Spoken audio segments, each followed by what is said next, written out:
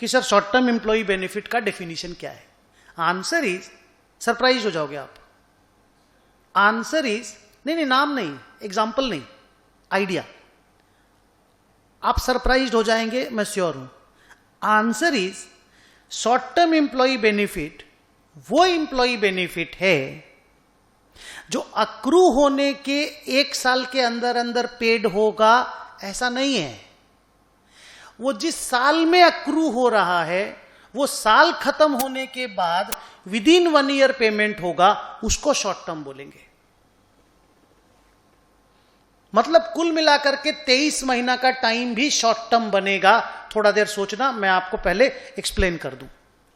A short term employ benefit is an employee benefit which is payable within 12 months from the end of the year of accrual, not the day of accrual. जिस साल में वो employ benefit accrue किया ना, अगर उस साल के भी विद इन 1 ईयर में पेमेंट होगा ना, साल खत्म होने के विद इन 1 ईयर में, तो भी आपको उसको शॉर्ट टर्म एम्प्लॉय बेनिफिट ही बोलना है। सर अगर अक्रू होते ही तुरंत पेएबल हो गया तो शॉर्ट टर्म है। अरे 23 महीना का पीरियड है, आप समझो बात को, 23 महीना, मैं 23 महीना क्यों बोल रहा हूं, आप समझ पा रहे हो? 23 महीना का पीरियड है। अगर मैं तो बोलूं 24 महीना पकड़ लो, बिकॉज वेजेस तो डेली अक्रू होता है, वेजेस तो डेली अक्रू होता है, सैलरी ना मंथली अक्रू होता है, यस और नो? तो 24 महीना का आपके पास टाइम है, 24 महीना तक कोई चीज शॉर्ट टर्म रहेगा। नॉर्मली 12 महीना तक रहता है ना, क्योंकि डे ऑफ अक्रूवल से 12 मंथ देखा जाता है, यहां पे year of accrual is the base. So let me give the definition again and आगे बढ़ते हैं कुछ एग्जांपल्स के साथ।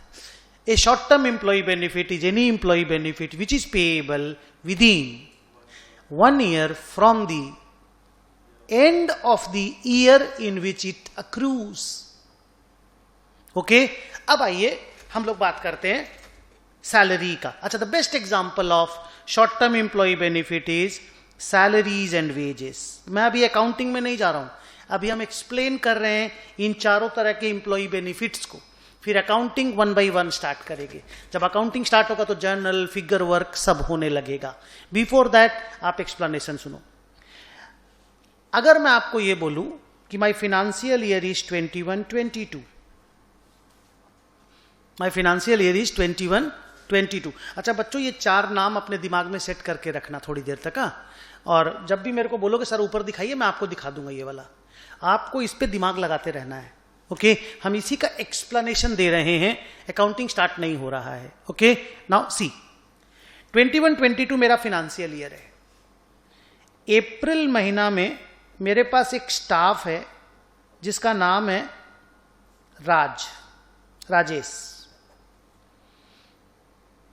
हमारा उसके साथ रूल है कि भाई आप अप्रैल में काम करेंगे ना, अप्रैल में, तो हम आपको पेमेंट करेंगे नेक्स्ट ईयर अप्रैल में।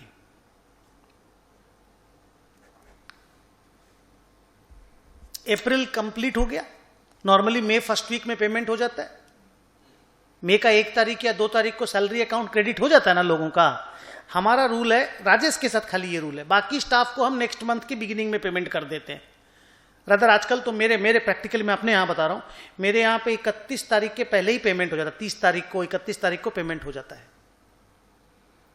माने ये देखते भी नहीं कि 30-31 को बंदा एब्सेंट किया कि नहीं किया, हम लोग उसके पहले पेमेंट कर देते हैं। बट आप बताओ शॉर्ट टर्म है कि लॉन्ग टर्म है? शॉर्ट टर्म कैसे है बताइए? क्योंकि अप्रैल में अक्रू हुआ सैलरी, बोलिए हाँ। ईयर एंडिंग अप्रैल वाला कब आया? अप्रैल 2021 में अक्रू हुआ। ईयर एंडिंग आया 31 मार्च 2021 को, वहां से 1 साल आगे बढ़ा दो, 31 मार्च 2022, और अपना तो अप्रैल 31 मार्च 2023 ना, मार्च 2022 में तो साल खत्म हुआ, 31 मार्च 2023, और अपना तो अप्रैल 2022 में ही एक्रू हो, आई मीन पेएबल हो जा रहा है। तो yes, it is short term in nature. Example change किया, अप्रैल 2021 का सैलरी पेएबल इन या पेएबल ऑन 1/5/24,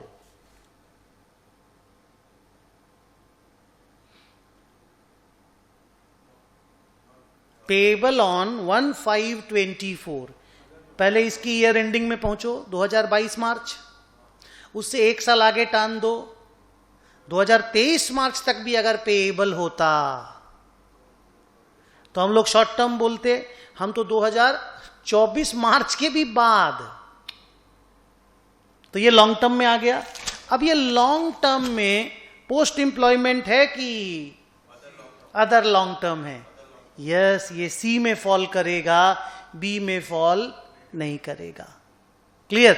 ऑल दो बी और सी का accounting process xerox copy wise same है। हम लोग सी पढ़ाएंगे ही नहीं, हम लोग आपको बी ही पढ़ाएंगे और बी से सी का सारा अकाउंटिंग हो जाएगा, but it will come under C. अब एक बार इधर देखो, फिनेंशियल ईयर है 21-22,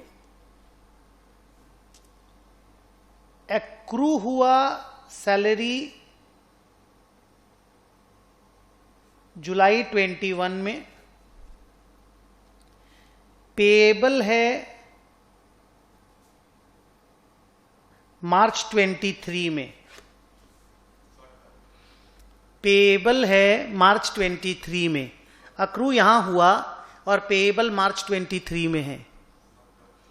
शॉर्ट टर्म है ना? कैसे शॉर्ट टर्म है बोलो? 31 मार्च 23 के पहले जो भी पेमेंट होगा। ईयर ऑफ अक्रूवल हुआ 22 मार्च, जल्दी उसके एक साल आगे तक जाना है तो 23 मार्च तक जाएंगे, तो 23 मार्च के अंदर अंदर ही तो पेमेंट हो रहा है। लास्ट जो नॉर्मल सैलरी होता है, जिस मंथ में एक्रू होता है, अप्रैल में एक्रू हुआ, नेक्स्ट वीक नेक्स्ट मंथ 4 तारीख के अंदर अंदर पेमेंट हो जाएगा। यही तो होता है ना नॉर्मली स्पीकिंग। तो ये शॉर्ट टर्म एम्प्लॉय बेनिफिट है। तो सर ये सब एग्जांपल आप दिए क्यों? ये फालतू एग्जांपल नहीं है क्या? प्रैक्टिकली कभी ऐसा होता है क्या? आंसर इज नहीं होता। बट आप इंस्टीट्यूट से एक्सपेक्ट करते हो क्या कि हमेशा प्रैक्टिकली जो होता है वैसा ही क्वेश्चन पूछेगा? They can ask you anything. जब उन्होंने ऐसा गंदा सा डेफिनेशन बनाया है तो फिर वो लोग क्वेश्चन पूछने के लिए भी तो बनाएगा ना, उसको यूज तो करेगा ना। So I am moving forward. एक minute, I am moving forward. मेरा first line is a short term employ benefit is any employee benefit which is payable within 1 year from the end of the year in which it accrues.